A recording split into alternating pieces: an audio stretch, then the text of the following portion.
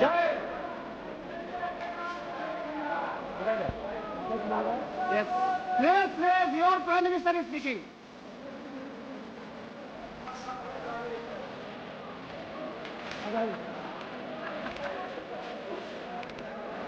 शांति से सुनो भाई, शांति से सुनो।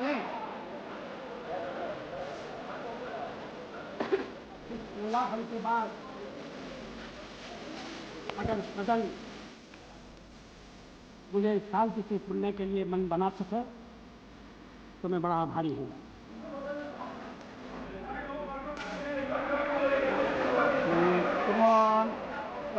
Come on. Yes. इस चर्चा में जिन्होंने भाग लिया है, मैं उन सबको धन्यवाद देना चाहता हूँ। ये सदन चर्चा के लिए है, जरूर, शांतिपूर्ण चर्चा के लिए, संयम चर्चा के लिए, तर्कपूर्ण चर्चा के लिए। कुछ मित्रों का प्रयत्न था कि कोई चर्चा न हो, तत्काल वोट ले लिया जाए और वो यहां से निकलते ही कुर्सी पर जाकर बैठ जाए। Like a child.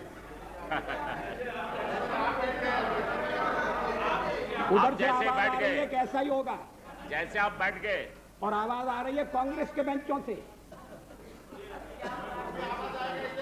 हमारे और मित्र थोड़ा सा सावधान रहें। अध्यक्ष महोदय, पार्लियामेंट में मैंने 40 साल गुजारे। ऐसे क्षण बार बार आए। सरकारें बनी हैं, बदली हैं, नई सरकारों का गठन हुआ है। अभी बैचलर हो गया, लेकिन लोकतंत्र। No, please don't make this kind of remarks. No, it's okay. लेकिन हर कठिन परिस्थिति में से भारत का लोकतंत्र बलशाली होकर निकला है, और मुझे विश्वास है कि इस परीक्षा में से भी बलशाली होकर निकलेगा।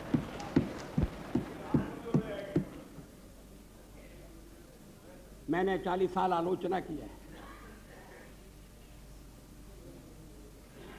आज भी अधिकांश में आलोचना सुनना पड़ी है। मराठी में एक कहावत है, निंदका से घर असावे शेजारी। क्या मतलब?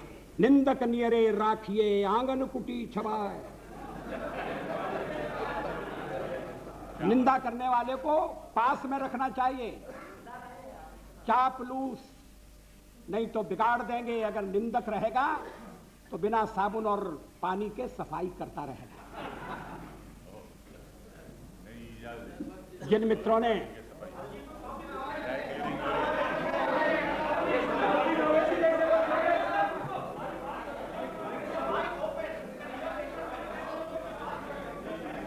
वो शिकायत कर रहे हैं, कौन? क्या शिकायत?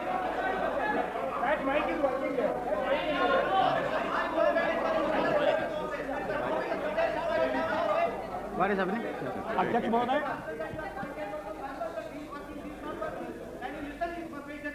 जिन्होंने प्रस्ताव का समर्थन किया है, It's okay, कोई उनको मैं विशेष रूप से धन्यवाद देना चाहता हूं।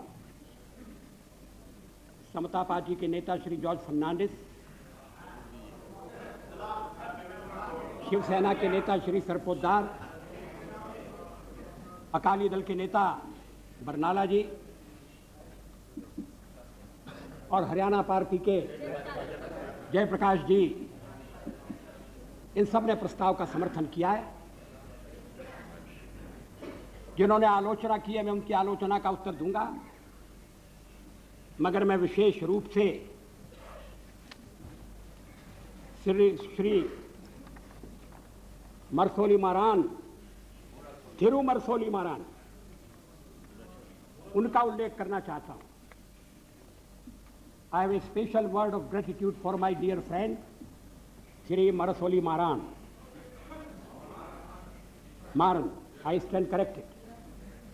Despite our differences on certain issues, He was generous enough to set the record straight on the issue of horse trading by stating categorically that we did not use suitcases to convert our minority into majority. He has in fact demolished the baseless and politically motivated allegation leveled by some members. I am also glad that Thirumaran has taken note of our resolve to restore the balance of resources in favor of states. We have always held the opinion that the center cannot be strong if the states are weak. Thirumaran is disturbed over our advocacy of one nation, one people, one culture. I am happy that he shares our perception of one nation. But I must say that he has got it all wrong on our interpretation of one people and one culture. I categorically state here that BJP does not stand for uniformity. We recognize the celebrated India's plural, multi-religious, multilingual, and multi-ethnic character. This view is best reflected in a poem by one of India's greatest poets, Subramanya Bharati. The poem is entitled Entai, or My Mother. Bharati says, I would like to read in Tamil. Muppadu, Kodi Muyamural, Uir Mohipuram, Andhra Dayal, Ivar Chappumoji, Padinet Dayal, Anil Chindanai, Andhra Dayal.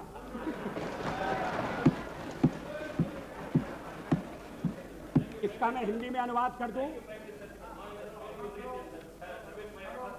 Thank you. This is not for the first time. I read something in Tamil in my address to the United Nations. इसका हिंदी अनुवाद इस प्रकार है. 30 कोटि, उस समय देश की आबादी 30 करोड़ थी. 30 कोटि मुखमंडल वाली है मेरी मां. एक है उसकी काया और आत्मा. भाषाएं वो 18 बोलती है, किंतु एक है उसका चिंतन. मित्रों, अध्यक्ष महोदय,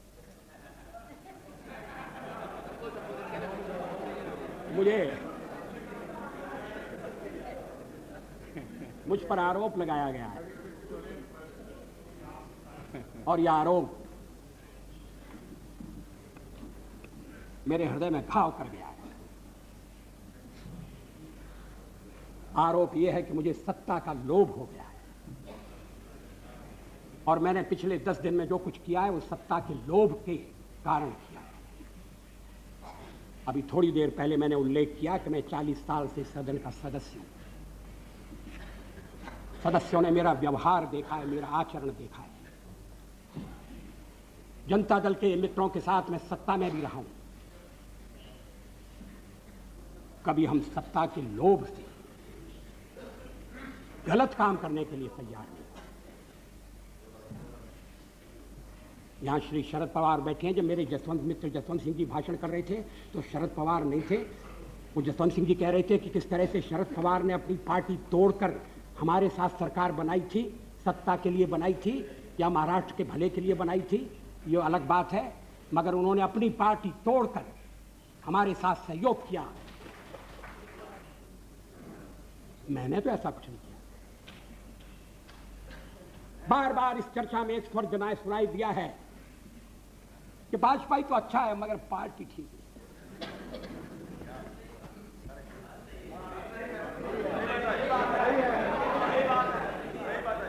अच्छा, तो अच्छे वाजपेयी का आप क्या करने का इरादा रखते हैं?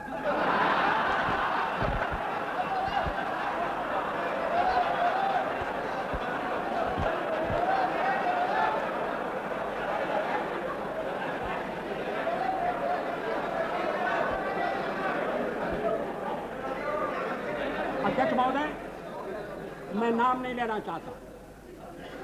मैं शरद जी का भी नाम नहीं लेना चाहता. लेकिन पार्टी तोड़कर सत्ता के लिए नया गठबंधन करके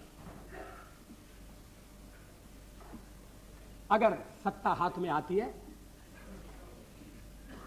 तो मैं ऐसी सत्ता को चिमटे से भी छूना पसंद नहीं करता। न भी तो मरणादस्मि केवलम दूषितो यशः। भगवान राम ने कहा था मैं मृत्यु से नहीं डरता, अगर डरता हूं तो बदनामी से डरता हूं, लोकापवाद से डरता हूं। 40 साल का मेरा राजनीतिक जीवन खुली किताब है, लेकिन जनता ने जब भारतीय जनता पार्टी को सबसे बड़े दल के रूप में समर्थन दिया तो क्या जनता की अवज्ञा होनी चाहिए?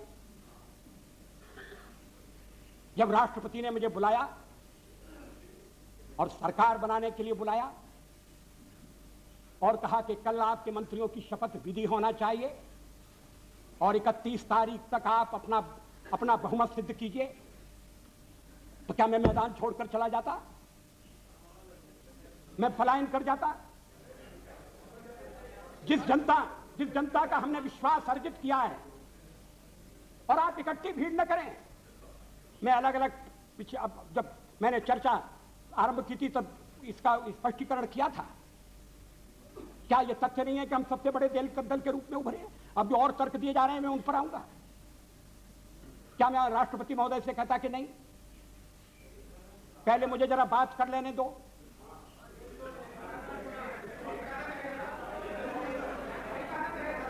जब वो कह रहे हैं कि कल शपथ विधि होगी और मुझे समय दे रहे हैं 31 तारीख तक का, तो मैंने कहा कि 31 तारीख के जो समय दिया जा रहा है उसका मैं सदुपयोग करूंगा, अन्य दलों से चर्चा करूंगा, उनका समर्थन प्राप्त करने का प्रयास करूंगा, एक कॉमन प्रोग्राम के आधार पर हम आगे बढ़ सकें, इस तरह का वातावरण बनाने की कोशिश करूंगा। इसमें क्या आपत्ति की बात है? इसमें कौन सा सत्ता का लोभ है? और फैसला केवल मेरा अकेला नहीं था, पार्टी का फैसला था। अध्यक्ष महोदय, आखिर जब एक बार 31 तारीख शक्ति परीक्षण के लिए तय हो गई, और शक्ति परीक्षण पार्लियामेंट में ही हो सकता है, राष्ट्रपति भवन में या राजभवन में हो, या तो इसका तो हमने कभी प्रतिपादन नहीं किया, तो सदन की बैठक बुलाना जरूरी था।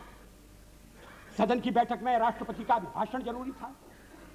हम तो कोई और भी काम रख सकते थे, कम से कम राष्ट्रपति को उनके अभिभाषण के लिए धन्यवाद देने का काम तो रख ही सकते थे। लेकिन ऐसा आपने ऐसा नहीं होने दिया, और मैंने भी संदेह पैदा हो इसलिए इस बात पर जोर नहीं दिया। जल्दी से जल्दी पहला अवसर, और इसलिए 27 तारीख और 28 को आज फैसला होने जा रहा है। हम बल दे सकते थे कि नहीं, हमें 31 तक का समय दिया गया है, हम कुर्सी पर बैठे रहेंगे। अध्यक्ष महोदय, कमर के नीचे वार नहीं होना चाहिए, नियत पर शक नहीं होना चाहिए। मैंने ये खेल नहीं किया है, मैं आगे भी नहीं करूंगा। लोकतंत्र एक व्यवस्था है। अब कहा, अब गिनाया जा रहा है आपको कितने % वोट मिले। हमने जो वेस्टमिनिस्टर की पद्धति अपनाई है उसमें वोट नहीं गिने जाते हैं, प्रतिशत नहीं देखा जाता है, उसमें सीटें देखी जाती हैं। दोनों काम साथ नहीं हो सकते। ये कोई लिस्ट पद्धति वाला प्रोपोर्शनल रिप्रेजेंटेशन नहीं है। और मैं इस पद्धति के दोषों को पहले से इंगित करता रहा हूं। कभी कभी ऐसा हो सकता है कि जिस दल को देश में बहुमत न हो वो दल अधिक सीटें लेने में सफल हो जाए। कभी कभी ऐसा भी हो सकता है कि वोट ज्यादा हो और सीटें कम हो। 1% वोट के अंतर से केरल में संयुक्त सरकार बनी, एक सरकार हट गई, 1% वोट का फर्क था। अब ये जो सीटों का अंतर है इसको मानकर चलना पड़ेगा। इस समय आपके वोट कितने, तो फिर मैं गिनाता हूं आपके अलग अलग वोट कितने, और वो गिनती आपके लिए घाटे की गिनती होगी। लेकिन आप कह रहे हैं कि नहीं, हम तो इकट्ठे हो रहे हैं। किस लिए इकट्ठे हो रहे हैं? क्या देश में स्थिर सरकार देने के लिए इकट्ठे हो रहे हैं, जवाबदेह सरकार देने के लिए इकट्ठे हो रहे हैं। मैं फिर उसको दोहराना नहीं चाहता, आपका अभी तक कार्यक्रम नहीं बना है।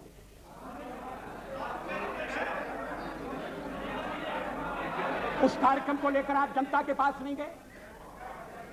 जिस जनादेश की आप बात कर रहे हैं, परसेंट वोट की बात कर रहे हैं, वो अलग अलग प्रदेशों में मिला है, अलग अलग कारणों से मिला है। तमिलनाडु में मेरा तो कोई झगड़ा नहीं था, डीएमके से लड़ाई तो कांग्रेस से थी। और यही स्थिति आंध्र में हुई। आंध्र में हम तो लड़ाई में कहीं नहीं थे, लड़ाई हो रही थी कांग्रेस के साथ, और कहते जनाधिकार हमारे खिलाफ चला गया। ये कैसा जनाधिकार है?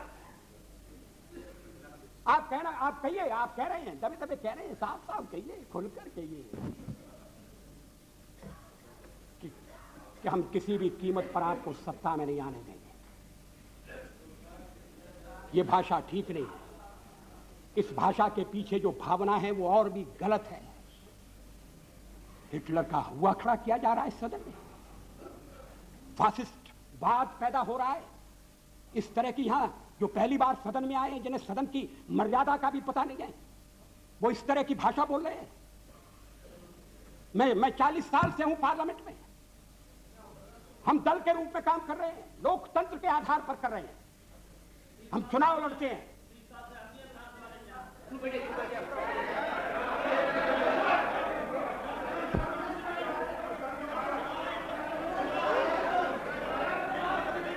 Please.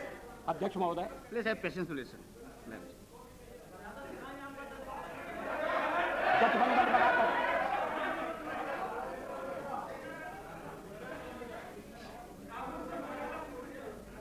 जनादेश कांग्रेस के खिलाफ है। कांग्रेस की संख्या आधी रह गई है।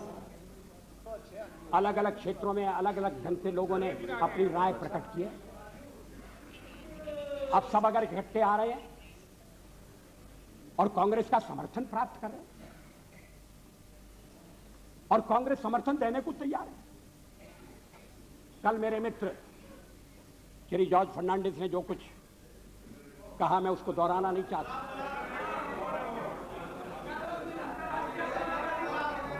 अगर आप चाहें तो फैसला कर सकते हैं कि भाई हमने एक दूसरे को गाली दी होगी, मगर चलो छोड़ो, आज तो सबको मिलकर बीजेपी को गाली देना है। अगर ये सामूहिक निर्णय है, मुझे कुछ कहना नहीं है, लेकिन इस तरह का निर्णय नकारात्मक होगा, इस तरह का निर्णय प्रतिक्रियात्मक होगा, इस तरह का निर्णय केवल हमें आने से रोकने के लिए होगा, और ये लोकतंत्र को स्वस्थ बनाने वाली परंपरा नहीं डालेगा। ये आज मैं आपको चेतावनी देना चाहता हूं। हम तो प्रतिपक्ष में बैठने के लिए तैयार हैं। अध्यक्ष महोदय, जब मैं राजनीति में आया, मैंने कभी सोचा भी नहीं था कि मैं एमपी बनूंगा। मैं पत्रकार था, और ये राजनीति, जिस तरह की राजनीति चल रही है, मुझे रास नहीं आती।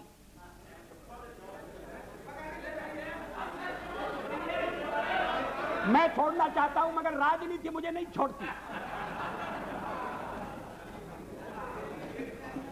विरोधी दल का नेता हुआ, आज प्रधानमंत्री हूं, थोड़ी देर बाद नहीं रहूंगा।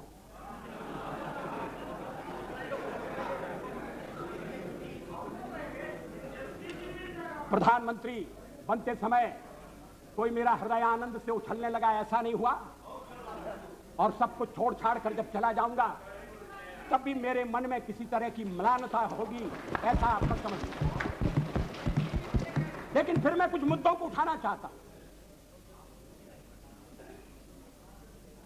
हमारे फिर एक दूसरा आरोप लगाया जा रहा है, आरोपों की झड़ी लगाई जा रही है। आपने अनेक महत्वपूर्ण मुद्दों को छोड़ दिया। राष्ट्रपति के अभिभाषण में राम मंदिर की चर्चा नहीं है, 370 धारा समाप्त करने का उल्लेख नहीं है, और शादी ब्याह के समान कानून बनाने के बारे में भी जिक्र नहीं है। आपने स्वदेशी का भी परित्याग कर दिया। और ये बातें इस तरह से कही गई हैं जैसे ये बातें कहने वाले हमारे इस परित्याग से बड़े दुखी हैं। वो तो इन बातों की आलोचना करते रहे हैं, हमें इसलिए दोषी ठहराते रहे हैं कि हम राम मंदिर बनाना चाहते हैं। 370 हम खत्म करने की बात कर रहे हैं। हम देश की एकता कैसे कायम रखेंगे? शादी ब्याह का समान कानून हो, भले ही संविधान में लिखा हो, भले ही सुप्रीम कोर्ट ने मोहर लगा दी हो, आप कैसे कह सकते हैं? अगर आप कहेंगे तो आप देश की एकता के तोड़क होंगे। और हम अगर कहते हैं कि नहीं, ये हमारे इस समय के कार्यक्रम में नहीं है, हाँ इस समय का इसलिए कि हमें बहुमत नहीं है। हाँ सर, कोई छुपा छुपाने की बात नहीं। बहुमत मिलने से करते आखिर हम बहुमत के लिए लड़ रहे हैं। ये है cat out of bag, now cat is out of bag. आखिर हम बहुमत, आखिर हमें जो जनमत मिला है, अगर आपको उस जनमत ने स्वीकार कर दिया है तो हमें भी पूरी तरह स्वीकार नहीं किया। हम तो बहुमत चाहते थे लेकिन बहुमत हमें नहीं मिला। अब हम सबसे बड़े दल के रूप में उभरे हैं तो हमारा प्रयास है कि कोई आम सहमति से कोई चीज बने, कोई चीज चले। और इसीलिए हमने विवाद की बातों का उल्लेख नहीं किया। इस पर क्या आपत्ति है? अभी यूनाइटेड फ्रंट बनने जा रहा है, बहुत अच्छा, बन गया तो बहुत अच्छा है। अभी कार्यक्रम बनने वाला है, वो भी बन गया। तो क्या उस कार्यक्रम में Marxist party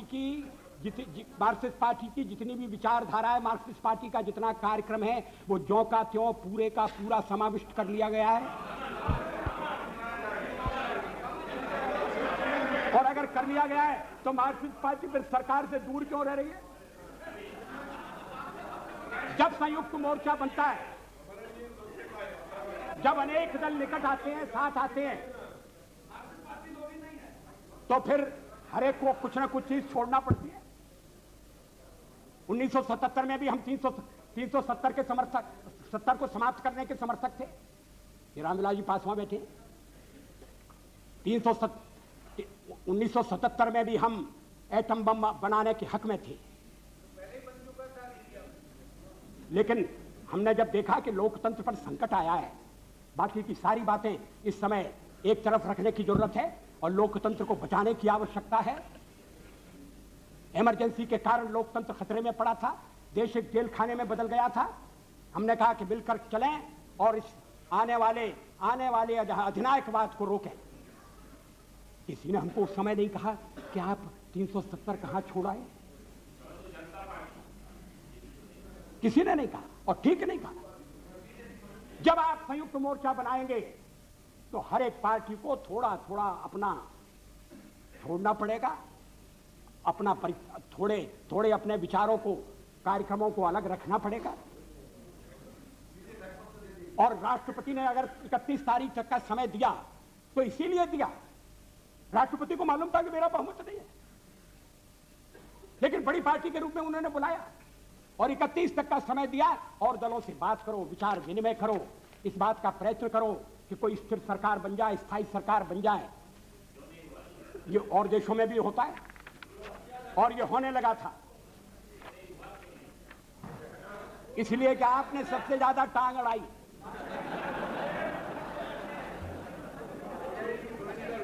Totally isolated in the country.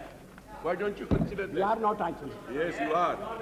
Totally isolated. हमारे समर्थन इस समय, ये बात ठीक है, हमारे साथ कोई नहीं है। और फिर जब हम कहें कि हमारे साथ अकाली दल है जो अभी चुनाव जीत कर आया है, He is not pro BJP, he is anti Congress. That is why he is. you are pro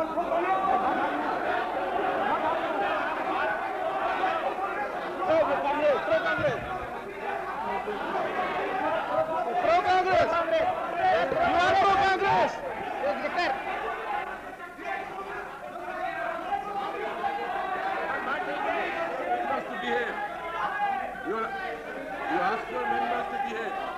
You are here 40 years, I am also here for 25 years.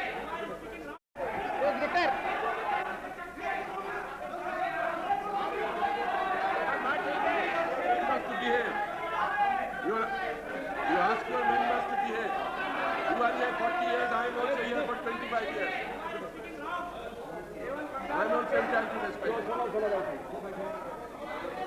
What the Honorable Prime Minister is saying all the time, as if it was our solemn obligation to keep him in power. That is what we have been trying to find out from yesterday. If the majority of the members are not supporting you, is it the fault of the members? Other members who are not supporting you? I have got my own perception. I have got my own policies and programs. He is all the time accusing others as if we are entering into some combination. Does that justify him to remain in power without having the majority? Is this the way you are?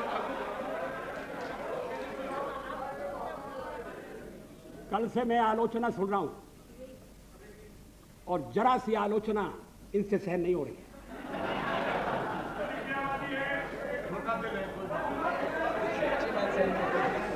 अगर मतदाता ने किसी एक दल को स्पष्ट बहुमत नहीं दिया तो क्या मेरा दोष है? और हमें सबसे बड़ी पार्टी के रूप में काम करने का अवसर दिया क्योंकि लोग परिवर्तन चाहते थे, यह भी हमारा दोष है। Majority Acharya please. अध्यक्ष महोदय, मैं पश्चिम बंगाल की बात नहीं कर रहा हूं। मैंने कल उसका उल्लेख किया था, किस तरह से सीटें घटी हैं, किस तरह से वोट घटे, वो बात अलग है।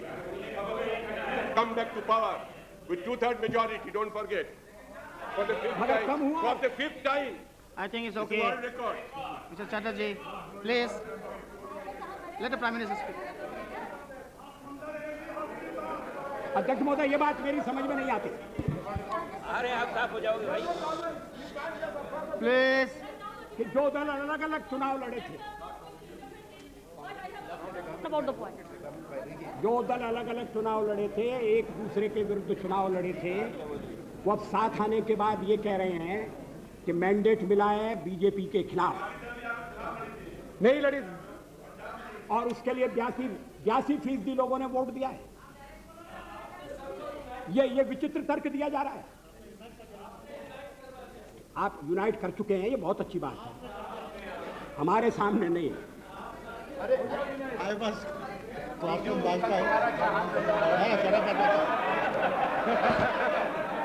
ये जो 2 दफे जीत का है, दो पार्लियामेंट सीट जीत का है, Mr. Prime Minister, to ill or not to ill? मैं आज Mr. Bajpayee, दादा, ये they don't listen to you. what is that Why you I'm want? trying to help them, they don't listen. What do you want? What do you want? You want that till 31st. What is that you propose? आप तो आ जाओ।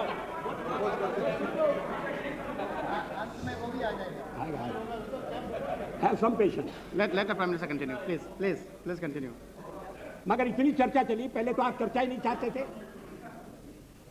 और चर्चा चली तो सदस्यों ने रुचि ली और अच्छी बहस हुई और निर्णय का वक्त आ जाएगा, आ गया।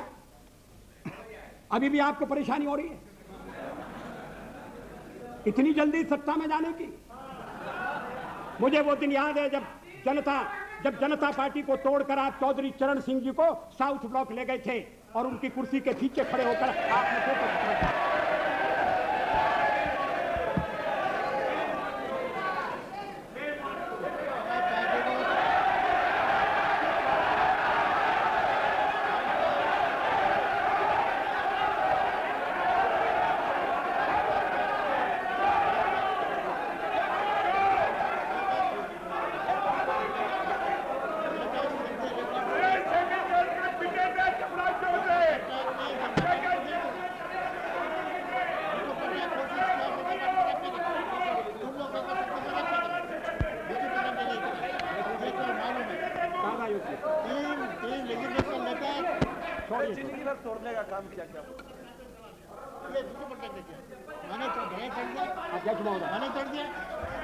Mr. Patnaik, please sit down. Let the Prime Minister continue, please. अध्यक्ष महोदय, मुझे अपना बहुमत बनाने के लिए जो समय मिला था मैंने उसका उपयोग किया। मैंने अनेक दलों से अलग अलग बातें की, कुछ दल हमारे साथ आए हैं, कुछ दलों ने अपनी कठिनाई प्रकट की है, कुछ दलों का कहना है कि आपके साथ आने में हमें एक ही आपत्ति है कि हमारे कुछ वोट जाने का खतरा है। भारतीय जनता पार्टी के सहयोग के कारण अगर वोट जाते हैं, मैं समझ सकता हूं कि हर राजनीतिक दल को वोटों की चिंता करनी है, मगर ये वोटों का खेल किस सीमा तक जाएगा, किस हद तक जाएगा? क्या इसके सामने देश हितों की उपेक्षा कर दी जाएगी? हम माइनॉरिटीज की बात करते हैं कि उन्हें पूरा संरक्षण मिलना चाहिए, बराबर का अवसर मिलना चाहिए, अधिकार होना चाहिए, तो हमें कहा जाता है कि हम जो कुछ कहते हैं उस पर आचरण नहीं करते। आखिर सदन में बातचीत हो सकती है, चर्चा हो सकती है, जिन प्रदेशों में हमारी सरकारें मिली है बनी है, वहां आचरण हो सकता है, और आप हमें केंद्र में समय देकर देखो और हम सारी बातें अमल में लाकर दिखा देंगे। मगर ये मेरी समझ में नहीं आया कि जो सबसे बड़ी माइनॉरिटी है उसकी तो चिंता है, मगर जो 2% है, अभी बरनाला जी का दर्द आपने सुना, उसकी पीड़ा नहीं। अध्यक्ष महोदय, मुझे वो दिन याद है, दिल्ली में दंगों के बाद और सिख भाइयों के कत्लेआम के बाद मेरा भाजपा का एक कार्यकर्ता मुझसे रात के अंधेरे में मिलने के लिए आया। मैं उसको पहचान नहीं सका। पहचान नहीं सका क्योंकि उसके बाल कटे हुए थे, उसके केश कटे हुए थे, दाढ़ी कटी हुई, केश कटे हुए थे। मैंने कहा तुम वही हो? तुमने ये क्या रूप बनाया? रात में क्यों आए हो? चुप कर क्यों आए हो? चोरी छिपे क्यों आए? कहा मैं दिन में आपके पास नहीं आ सकता, मैं केश धारण करके बाहर नहीं निकल सकता, इसलिए मैंने केशों की बलि चढ़ा दी है। मैंने दाढ़ी से भी मुक्ति मांग ली है, और मैं रात को आया हूं आपके पास अपना दुखड़ा रोने के लिए, अपनी व्यथा रोने के लिए। उस समय हमने दिल्ली के सिखों की वकालत की थी, चुनाव में हमें घाटा हुआ। सिख विरोधी भावना भड़काकर कांग्रेस ने सत्ता किया, हमने ऐसा बात कभी नहीं किया।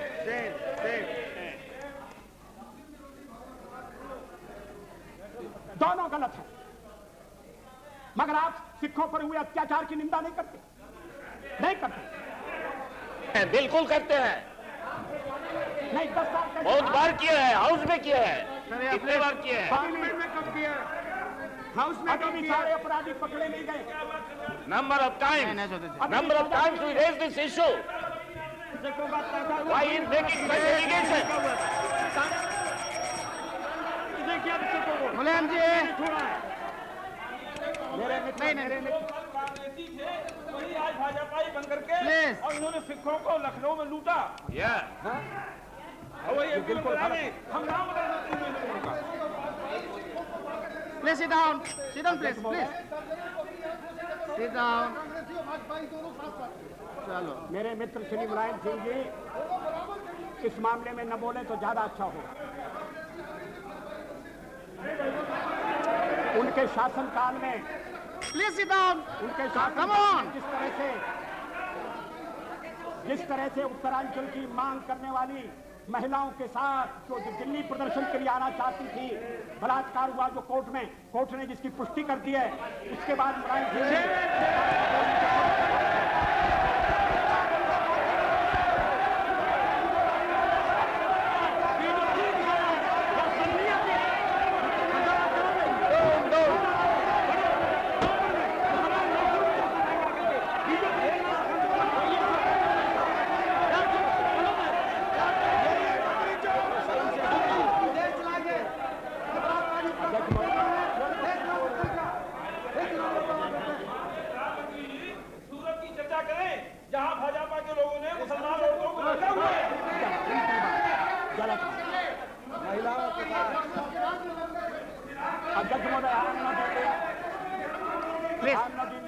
Please sit down. You have made your point. Please, no. Please sit down. No. ये सभी मित्र कल से लेकर आज तक बोलते रहे। अब मेरी बारी आई है तो ये मेरा मुंह बंद करना चाहते हैं, ये होने वाला नहीं है। और अगर संख्या बल के आधार पर ये करने का प्रयास करेंगे तो हमें सदन के बाहर ये विचारों की लड़ाई ले जाना पड़ेगी।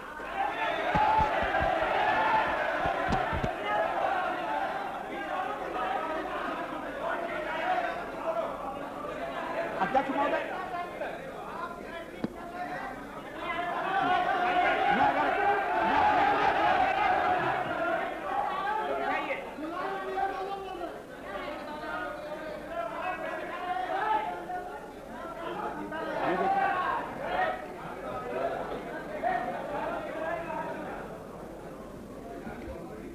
अध्यक्ष महोदय,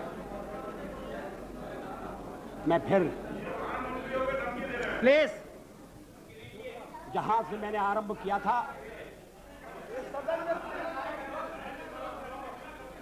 वहां अपने भाषण को ले जाना चाहता हूं। देश में ध्रुवीकरण नहीं होना चाहिए, न सांप्रदायिक आधार पर, न जातीय आधार पर, न राजनीति ऐसे दो खेमों में बंटनी चाहिए कि जिनमें संवाद न हो, जिनमें चर्चा न हो। देश आज संकटों से घिरा है और ये संकट हमने पैदा नहीं किए। जब जब कभी आवश्यकता पड़ी संकटों के निराकरण में हमने उस समय की सरकार की मदद की है। उस समय के प्रधानमंत्री नरसिंह राव जी ने भारत का पक्ष रखने के लिए मुझे विरोधी दल के नेता के नाते जेनेवा भेजा था और पाकिस्तानी उसे देखकर चमत्कृत रह गए।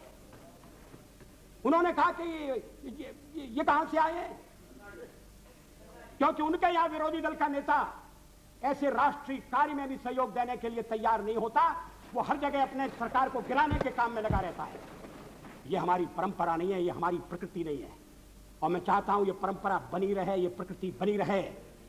सत्ता का खेल तो चलेगा, सरकारें आएंगी जाएंगी, पार्टियां बनेगी बिगड़ेंगी, मगर ये देश रहना चाहिए, इस देश का लोकतंत्र अमर रहना चाहिए।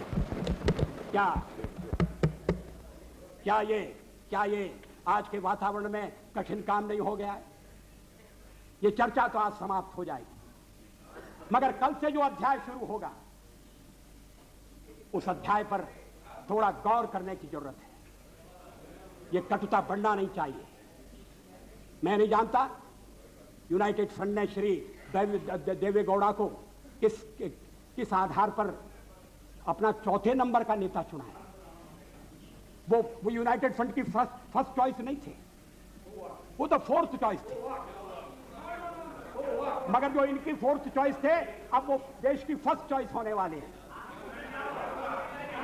मैं समझ सकता था नहीं, और उसका कारण ये है अध्यक्ष महोदय, मुझे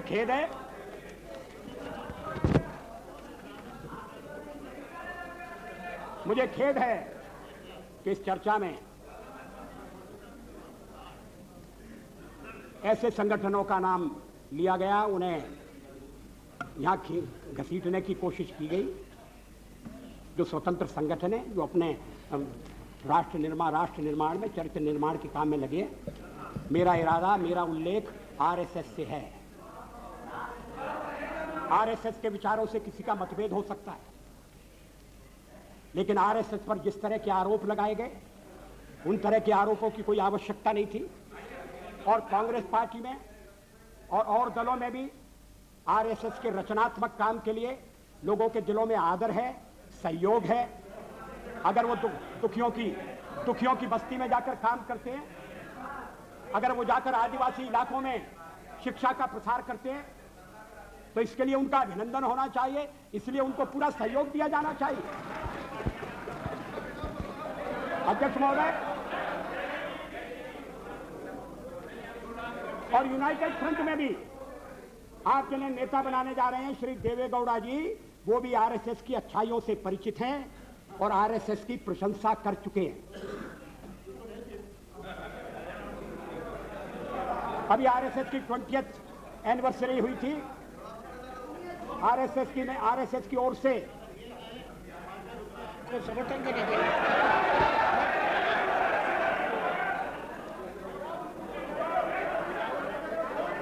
अध्यक्ष महोदय, अब देवे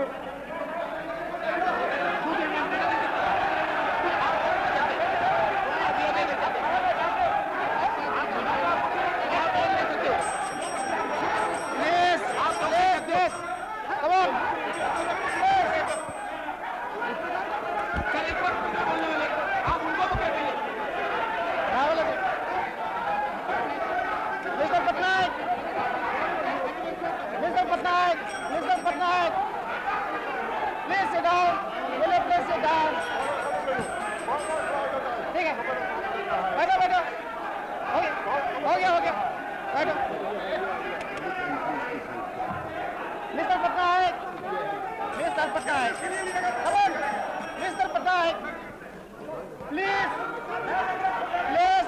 chair. No. Bas.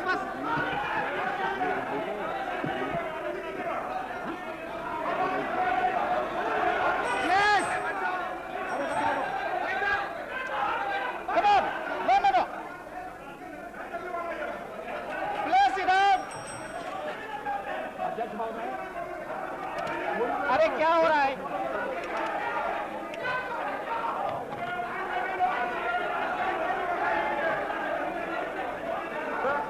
कल मंत्रिमंडल बन जाएगा, आज खड़े होते हैं साथ में।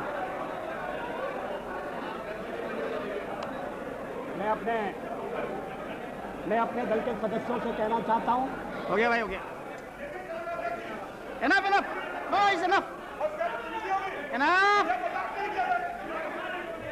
ये एक और था जिसमें हमारे दलित कितने थे, ये नहीं है।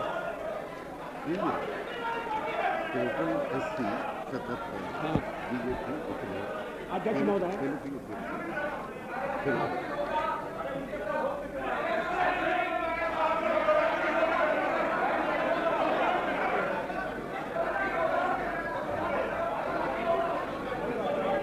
अध्यक्ष महोदय,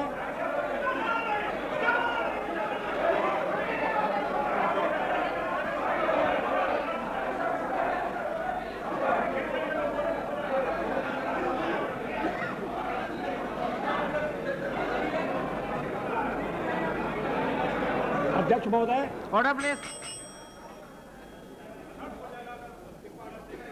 मेरे मित्रों को समझना चाहिए कि मैं भी निर्वाचित होकर आया हूं।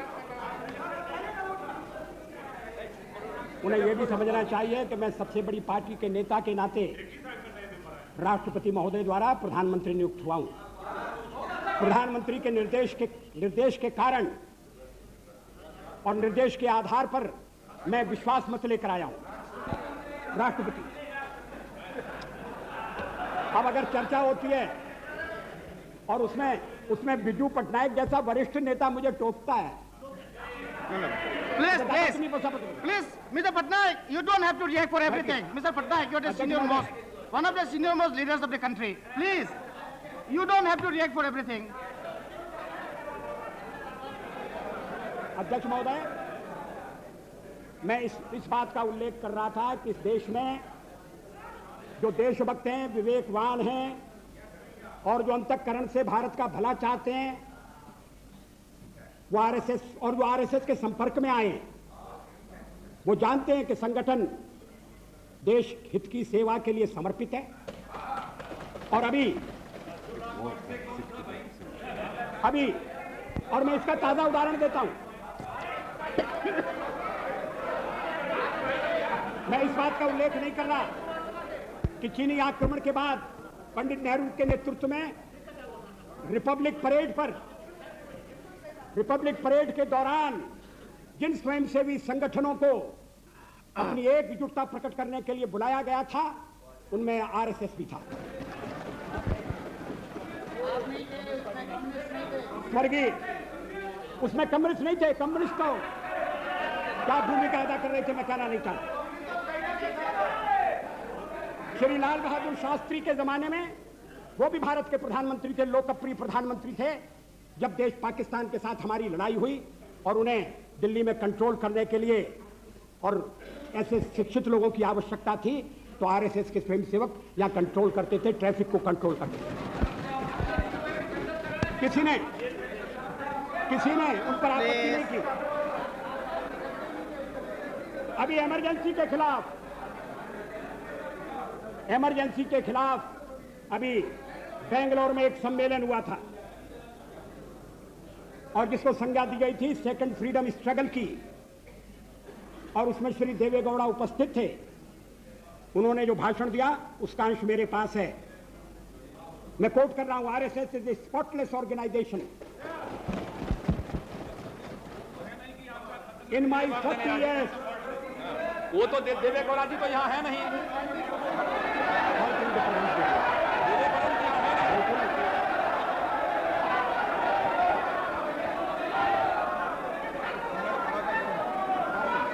Speaker sir, allow the Prime Minister to speak.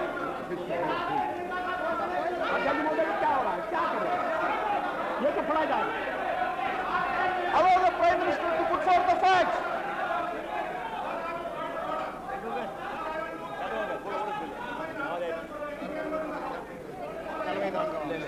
Why don't you take out your roll book? Why don't you take out your procedure of this?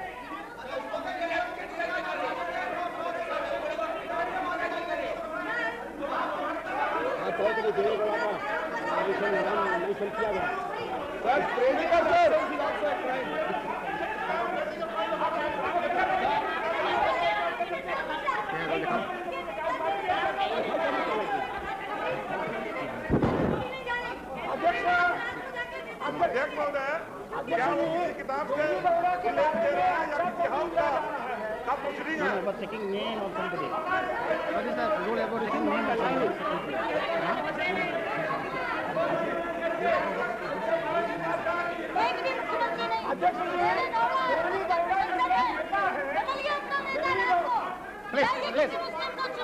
Please. I will come to you. I'll come to you. Yes, mister. Please. I have given floor time. Let us listen. Mr. Speaker, sir.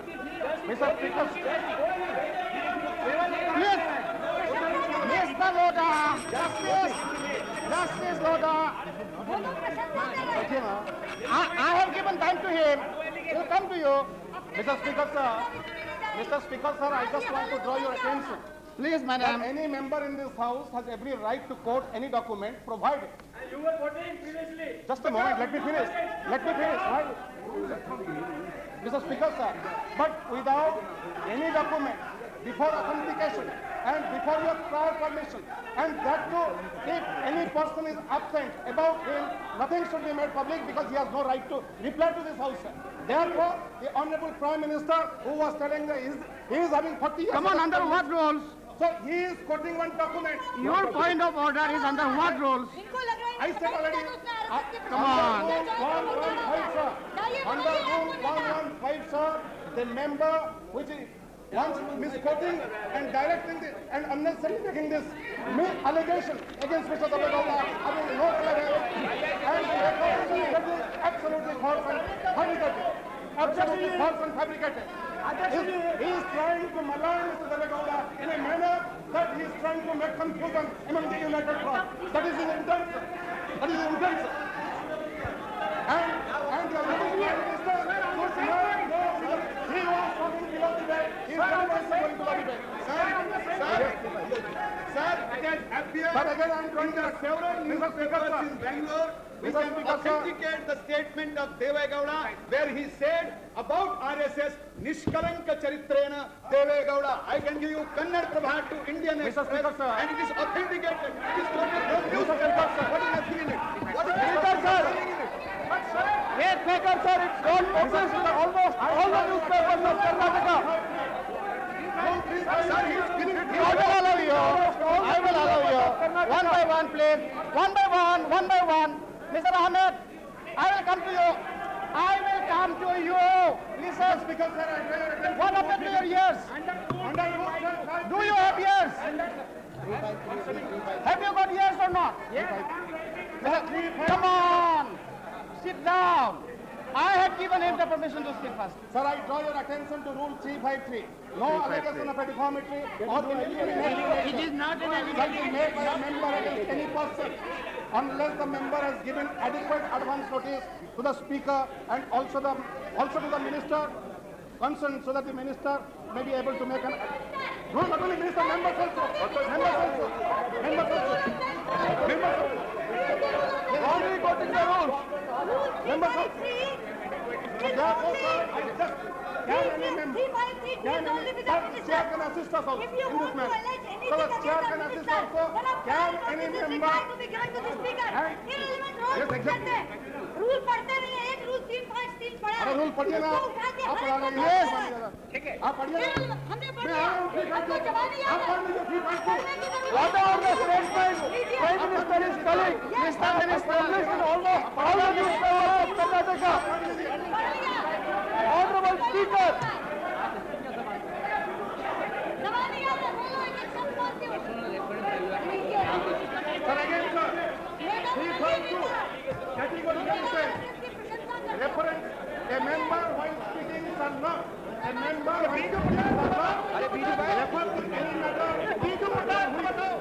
Judicial decision is pending. Make personal reference by your.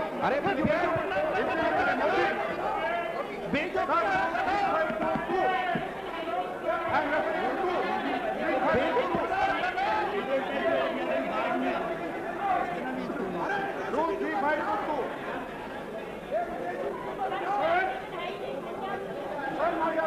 विदेशी बीजू बैठा हुआ है।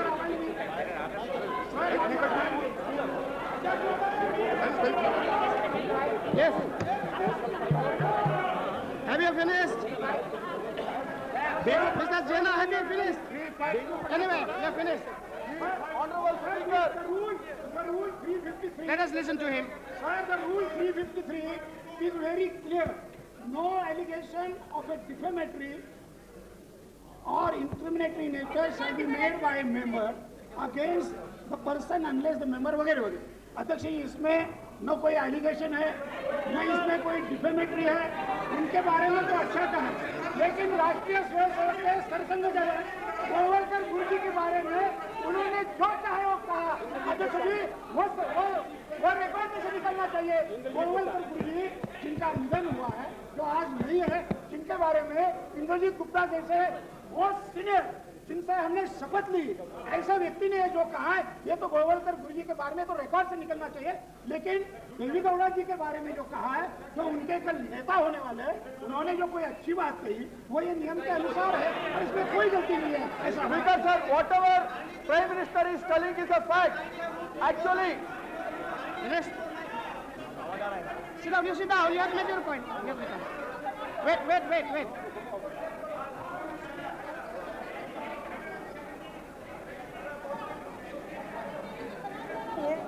No allegation of a defamatory or incriminatory nature can be made by a member against any person unless the member has given the previous information. That is about the rule. Sir, making about this, the Government Sector 818, sir, please take 818. 818 it is stated that about the rule committee's observation. While proposing this rule, the rule committee observed it was against the rules of parliamentary debate and decorum to make defamatory statements or allegation of a... No, please. sir, there is no defamatory statement by Devegowda. Mr. Patnaik.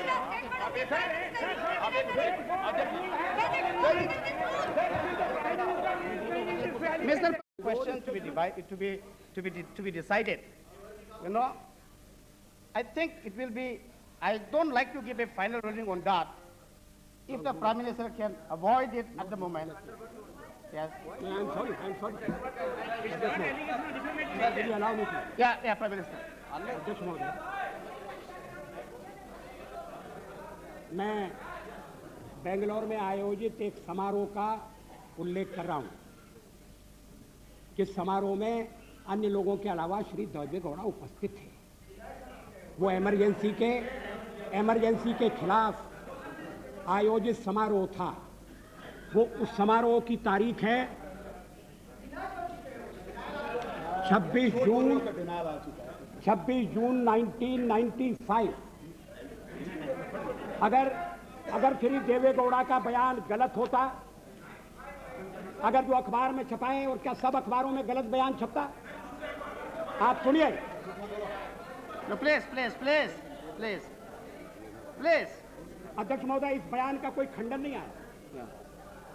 Shri Deve Gowda अगर इस बयान को गलत समझते, अगर ये miss report हुआ है, तो खंडन भेज सकते थे, क्लैरिफिकेशन भेज सकते थे।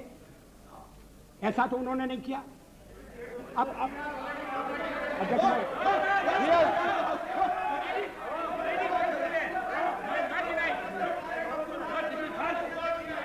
He has never given a counter.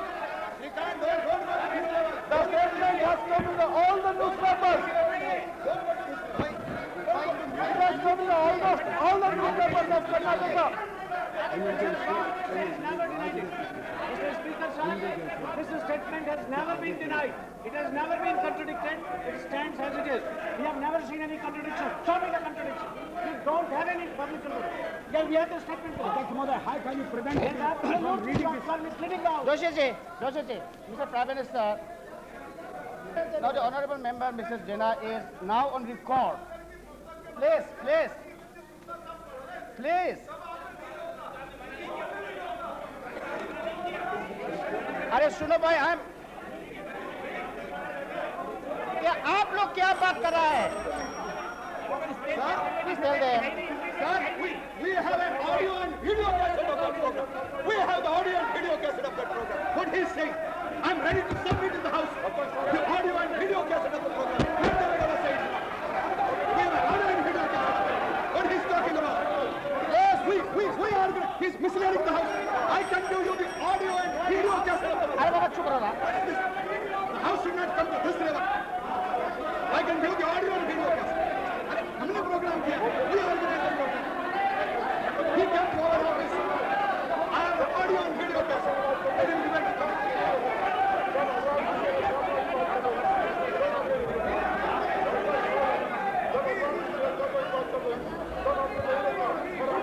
Misleading the House. Sir, we arranged the program. We invited him. Voting कराइए. अरे बैठिए ना, बैठो. हमको कुछ काम करने तो बैठो ना, बैठो. Yes, because Uma ji, come on, let us conduct the house. Come on, please. I want to do.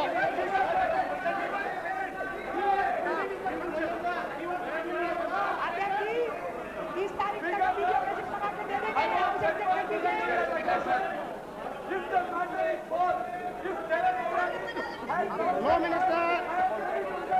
No minister is speaking.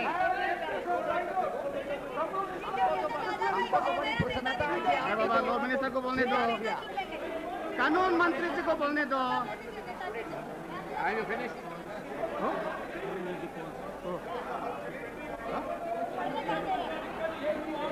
भाई साहब, एक और तो आप विरोध करते हैं. थोड़ा जो भी आ रहे थे. We have already contradicted. But if the Prime Minister wants to read, let him read. जो आरएसएस का प्रशंसक है, आरएसएस की शाखा में गया हुआ है. Okay. All right. If the Prime Minister,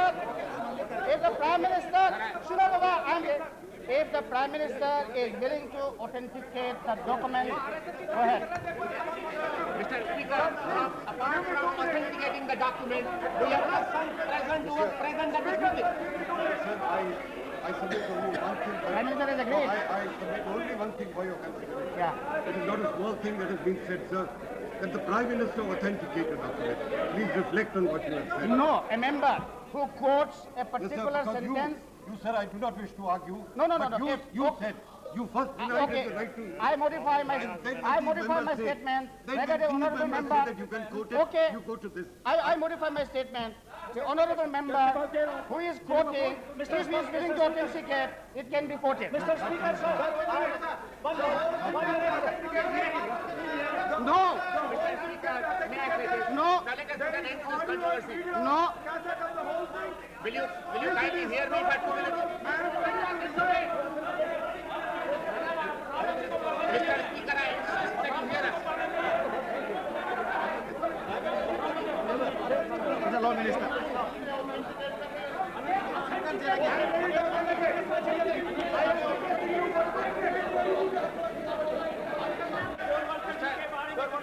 I have allowed the Prime Minister to quote it. Yes. He can quote. And he is doing it as a right, not by grace of anyone. He is reading this document as a matter of right, not as a matter of grace from anybody. I have allowed you, sir, to quote.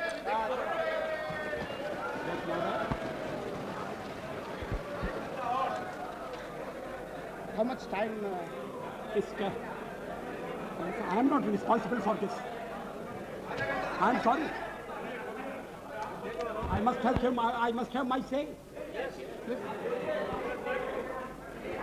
मैं यहाँ किसी की कृपा से नहीं आया हूँ और किसी की कृपा से नहीं बोलूँगा.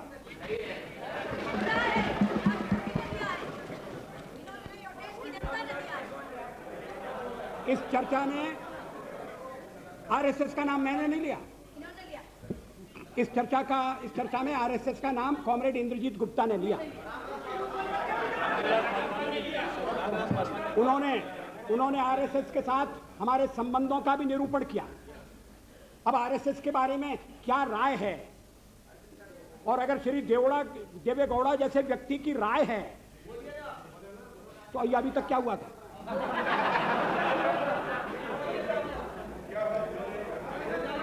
अध्यक्ष महोदय, और बीच में ये कहा गया कि ये गलत है, और उस समय मैंने निवेदन किया कि 26 जून 1995 का फंक्शन है, 1995 का 1977 के बारे में। Please, let the Prime Minister speak. You must have confidence in your Prime Minister.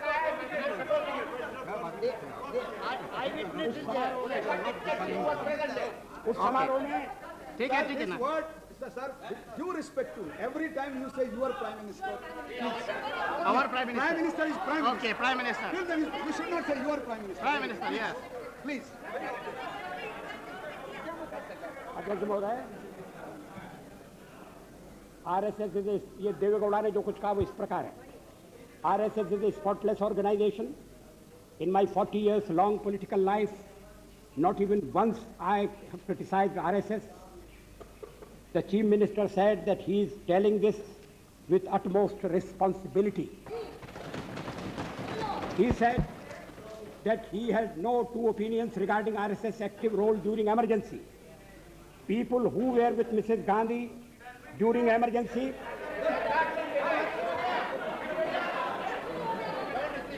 who praised her, who appreciated emergency, they are today with us and enjoying power. But RSS is the only organization without any black spot. Others have wavered this or that way, Shri Gowda said.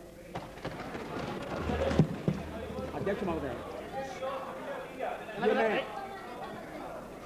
ये मैं देवेगौड़ा की निंदा के लिए नहीं कह रहा हूं। देवेगौड़ा ने आरएसएस का मूल्यांकन किया, सही मूल्यांकन किया, इसके लिए मैं उनकी प्रशंसा करना चाहता हूं। और आप चाहते हैं कि उनकी प्रशंसा भी सदन में न सुनी जाए, और किसी एक अखबार में नहीं छपा, तमाम अखबारों में छपा। और जैसा मैंने कहा उस समय किसी ने खंडन नहीं किया। अध्यक्ष महोदय, एक बात और इस चर्चा में कही गई जिसका मैं उत्तर देना चाहूंगा कि भारतीय जनता पार्टी को व्यापक जन समर्थन प्राप्त नहीं है। Cow belt, I don't know where ये काऊ बेल्ट है, काऊ बेल्ट का समर्थन है। जो काऊ बेल्ट जिससे कहा जाता है उसको इस तरह से सदन में उल्लेखित करना, किस क्षेत्र की आप बात कर रहे हैं? हरियाणा में हम हरियाणा में जीते, हमने कर्नाटक में समर्थन प्राप्त किया है, और ये ठीक है कि केरल में और तमिलनाडु में हम उतने शक्तिशाली नहीं है, मगर हमारा संगठन है। पश्चिम बंगाल में भी हमें 10% से थोड़ा कम वोट मिला हुआ है। अगर आप वोट की बात करते हैं तो फिर 10% वोट की बात करिए। इस सदन में एक व्यक्ति की पार्टियां, एक व्यक्ति की पार्टी, और वो हमारे खिलाफ जमघट करके और हमें हटाने का प्रयास कर रहे हैं। उन्हें प्रयास करने का पूरा अधिकार है, मगर है वो एक व्यक्ति की पार्टी। एकला चलो रे, और चलो एकला अपने चुनाव क्षेत्र से, और दिल्ली में आकर हो जाओ इकट्ठे रे। किस लिए इकट्ठे हो जाओ? देश के भले के लिए। स्वागत है, हम भी अपने ढंग से देश की सेवा कर रहे हैं, और अगर हम देशभक्त न होते और अगर हम निस्वार्थ भाव से राजनीति में अपना स्थान बनाने का प्रयास न करते, और हमारे इन प्रयासों के पीछे 40 साल की साधना है। ये कोई आकस्मिक जनादेश नहीं है, कोई चमत्कार नहीं हुआ है। हमने मेहनत की, हम लोगों में गए, हमने संघर्ष किया है, पार्टी 365 दिन चलने वाली पार्टी है। ये कोई चुनाव में कुकुर मुक्के की तरह से खड़ी होने वाली पार्टी नहीं है। और आज हमें अकारण कटघरे में खड़ा किया जा रहा है क्योंकि हम थोड़ी ज्यादा सीटें नहीं ले सके। हम मानते हैं हमारी कमजोरी है, हमें बहुमत मिलना चाहिए। राष्ट्रपति ने हमें अवसर दिया, हमने उसका लाभ उठाने की कोशिश की, हमें सफलता नहीं मिली, वो अलग बात है। लेकिन हम फिर भी सदन में सबसे बड़े विरोधी दल के रूप में बैठेंगे और आपको हमारा सहयोग लेकर सदन चलाना पड़ेगा, इस बात को मत भूलिए। मगर सदन चलाने में और ठीक तरह से चलाने में हम आपको पूरा सहयोग देंगे, ये आपको आश्वासन देना चाहते हैं। मगर सरकार आप कैसी बनाएंगे, वो सरकार किस कार्यक्रम पर बनेगी, वो सरकार कैसी चलेगी, मैं नहीं जानता। लेकिन जहां तक दलितों का सवाल है, शेड्यूल कास्ट के टोटल मेंबर्स हैं 77 और उनमें से 29 मेंबर्स बीजेपी के चुने गए।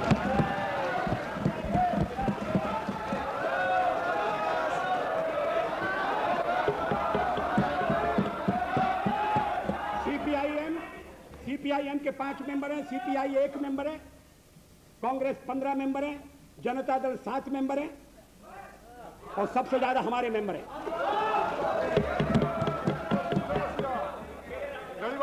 और एसटीसी में भी, शेड्यूल ट्राइब में भी total number of seat is 41, BJP 11।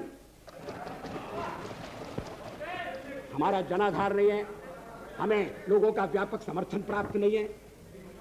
अगर आप हमें छोड़कर सत्ता बनाना चाहते हैं और आप समझते हैं कि वो सरकार टिकाऊ होगी, मुझे तो उसके टिकने के लक्षण नहीं दिखाई देते। वो